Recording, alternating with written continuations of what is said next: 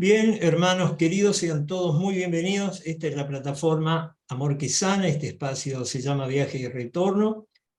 Están todos más que invitados siempre a participar de la lectura. Recuerden que este es un servicio amoroso que brindamos para toda la nación, leyendo pura y exclusivamente el texto en una primera parte, y luego abrimos una sesión de preguntas y respuestas. Como digo, están todos invitados a participar. De aquí en más. Hoy por lo pronto estamos Jason, Lourdes, Rubén y yo, y lo que vamos a leer es el capítulo 2, eh, secciones 7 y 8. Capítulo 2, la separación y la expiación. Así que Rubén, cuando usted quiera, maestro. Bueno, muchas gracias. Entonces, capítulo 2, sección 7. Causa y efecto. Párrafo 1. Puede que todavía te quejes de que tienes miedo, pero aún así sigues atemorizándote a ti mismo.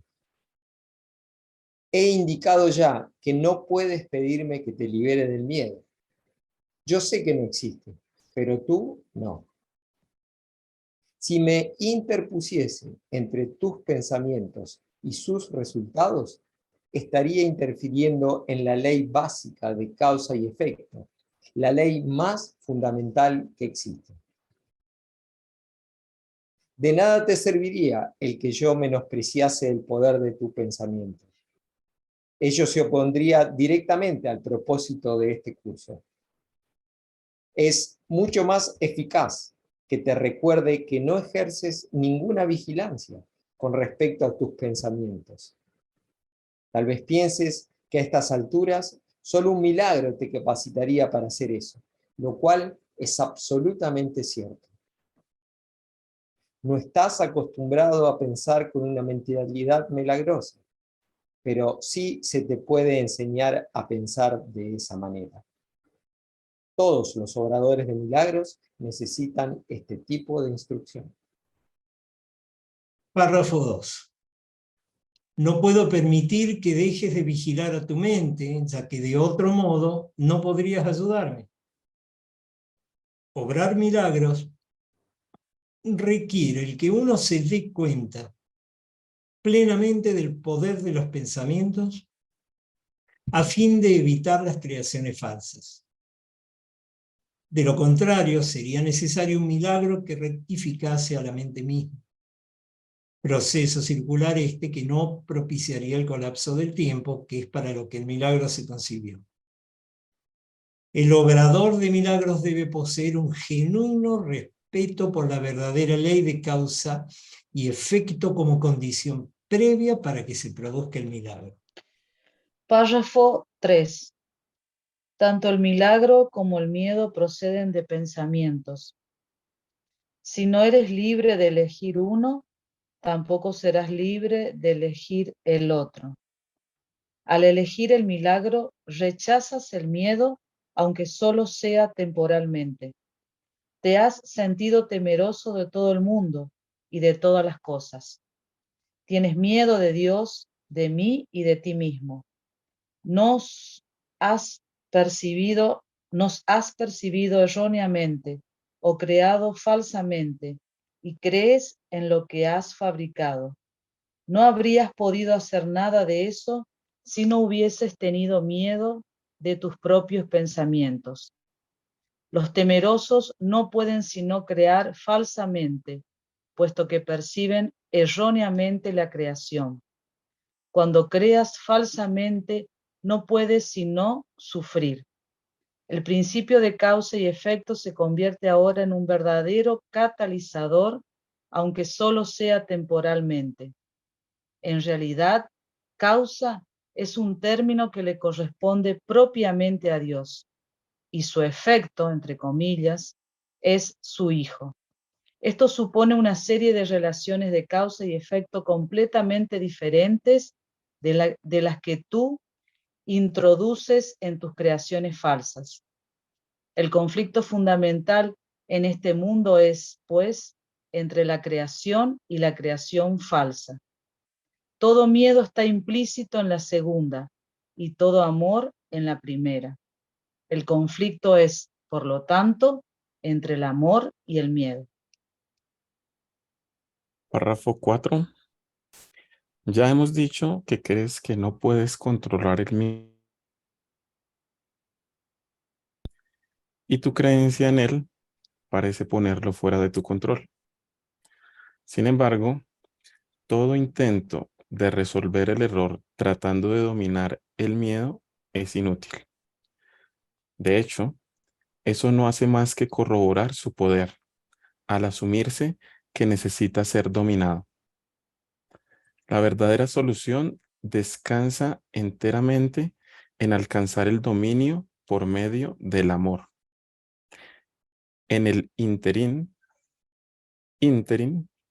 no obstante, la sensación de conflicto es inevitable, ya que te has colocado a ti mismo en una posición en la que crees en el poder de algo que no existe. Párrafo 5.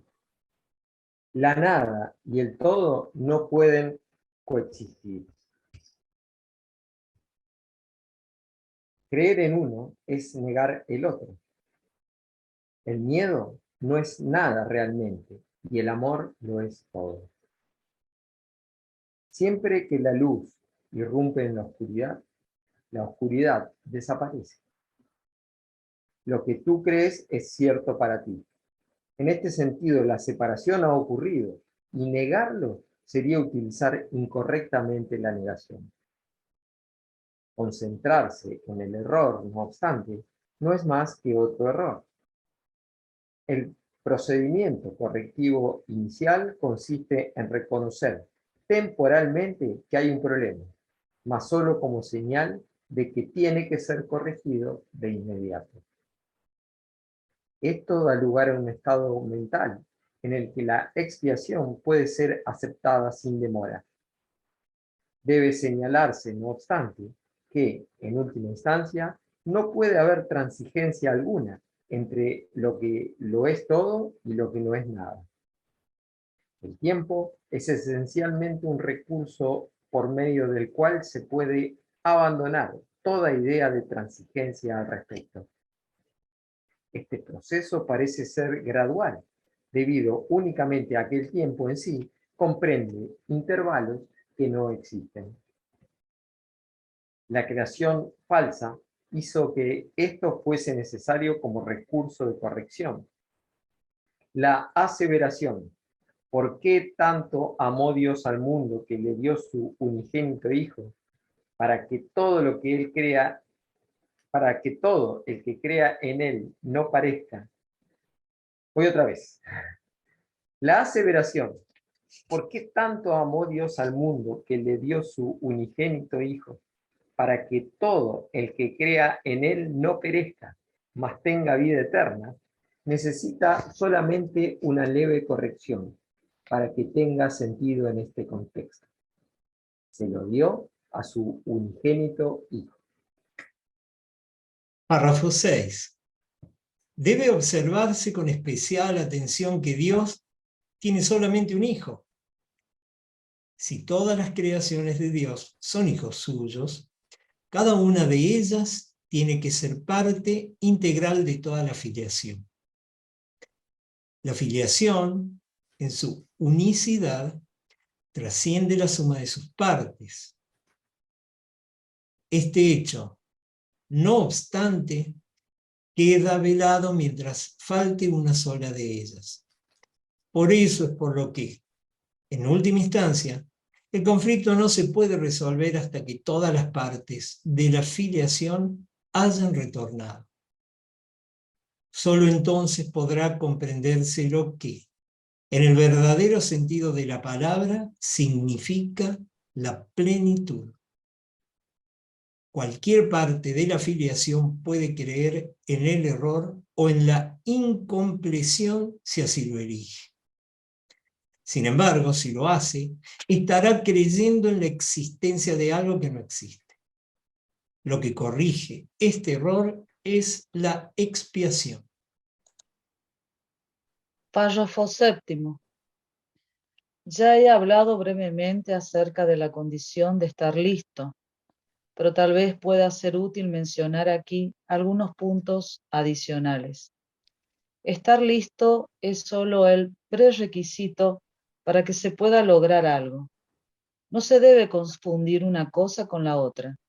Tan pronto como se da la condición de estar listo, también se da, en cierta medida, el deseo de querer lograr algo, si bien este no es necesariamente un deseo indiviso. Dicha condición de estar listo no es más que el potencial para que pueda tener lugar un cambio de mentalidad. La confianza no puede desarrollarse plenamente hasta que no se haya alcanzado un dominio total. Hemos tratado ya de corregir el error fundamental de que es posible dominar el miedo, y hemos enfatizado que el verdadero dominio solo se puede alcanzar por medio del amor. Estar listo es solo el comienzo de la confianza. Tal vez pienses que esto implica que tiene que transcurrir mucho tiempo entre el momento en que estás listo y aquel en el que alcanzas el dominio. Pero permíteme recordarte que el tiempo y el espacio están bajo mi control. Sección 8. El significado del juicio final. Párrafo primero. Una de las maneras en que puedes corregir la confusión entre la magia y los milagros es recordando que tú no te creaste a ti mismo. Tiendes a olvidarte de esto cuando te vuelves egocéntrico, lo cual te coloca en una posición en la que es prácticamente inevitable creer en la magia. La voluntad de crear te fue dada por tu creador, quien estaba expresando esa misma voluntad en su creación. Puesto que la capacidad de crear reside en la mente, todo lo que creas es necesariamente una cuestión de voluntad. De ello se desprende también que lo que haces por tu cuenta es real para ti, mas no lo es en la mente de Dios. Esta distinción básica conduce directamente al verdadero significado del juicio final. Párrafo 2. El juicio final es una de las ideas más atemorizantes de tu sistema de pensamiento. Eso se debe a que no entiendes lo que es. Juzgar no es un atributo de Dios. El juicio final se originó a raíz de la separación como uno de los muchos recursos de aprendizaje que se incluyeron en el plan general. Del mismo modo en que la separación abarcó un periodo de millones de años, así el juicio final se extenderá por un periodo igualmente largo, o tal vez aún más largo. Su duración, no obstante, puede acortarse enormemente mediante los milagros, el recurso que acorta el tiempo, pero que no lo abole. Si un número suficiente de nosotros llega a alcanzar una mentalidad verdaderamente milagrosa, este proceso de acortar el tiempo puede llegar a ser virtualmente inconmensurable. Es esencial, no obstante, que te liberes a ti mismo del miedo cuanto antes, pues tienes que escapar del conflicto si es que has de llevar paz a otras mentes. Párrafo tercero. Por lo general se considera el juicio final como un proceso que Dios emprendió. Pero en realidad son mis hermanos quienes lo emprenderán con mi ayuda. El juicio final es la última curación. En vez de un reparto de castigos, por mucho que pienses que los castigos son merecidos. El castigo es un concepto completamente opuesto a la mentalidad recta. Y el objetivo del juicio final es restituirle tu mentalidad recta. Se podría decir que el juicio final es un proceso de correcta evaluación. Significa simplemente que todos llegarán por fin a entender qué es lo que tiene valor y qué es lo que no lo tiene. Después de que esto ocurra, la capacidad para elegir podrá ser dirigida racionalmente. Pero hasta que no se haga esa distinción, las oscilaciones entre la voluntad libre y la aprisionada no podrán sino continuar. Cuarto párrafo. El primer paso hacia la libertad comprende separar lo falso de lo verdadero. Este es un proceso de separación en el sentido constructivo de la palabra y refleja el verdadero significado del Apocalipsis. Al final, cada cual contemplará sus propias creaciones y elegirá conservar solo lo bueno, tal como Dios mismo contempló lo que había creado y vio que era bueno. A partir de ahí, la mente podrá comenzar a contemplar sus propias creaciones con amor por razón del mérito que tienen. Al mismo tiempo, la mente repudiará inevitablemente sus creaciones falsas que, en ausencia de la creencia que las originó, dejarán de existir.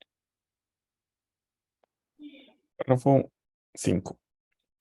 El término juicio final, entre comillas, asusta no solo porque ha sido proyectado sobre Dios, sino también por la asociación de la palabra final, entre comillas, con la muerte. Este es un ejemplo sobresaliente de la percepción invertida. Si se examina objetivamente el significado del juicio final, queda muy claro que en realidad es el umbral de la vida. Nadie que viva atemorizado puede estar realmente vivo. No te puedes someter a ti mismo a tu propio juicio final porque tú no te creaste a ti mismo. Puedes, no obstante, aplicarlo significativamente y en cualquier momento a todo lo que has fabricado y retener en la memoria solo lo creativo y lo bueno. Eso es lo que tu mentalidad recta no puede sino dictar. El único propósito del tiempo es darte tiempo, entre comillas, para alcanzar ese juicio, el cual no es otra cosa que el juicio perfecto con respecto a tus propias creaciones perfectas. Cuando todo lo que retengas en la memoria sea digno de amor, no habrá ninguna razón para que sigas teniendo miedo. Ese es tu papel en la expiación. Fin. Hermanitos amados, gracias por este impecable servicio. Damos por finalizada la lectura de las secciones 7 y 8 del capítulo 2. Será hasta el lunes que viene. Muchísimas gracias.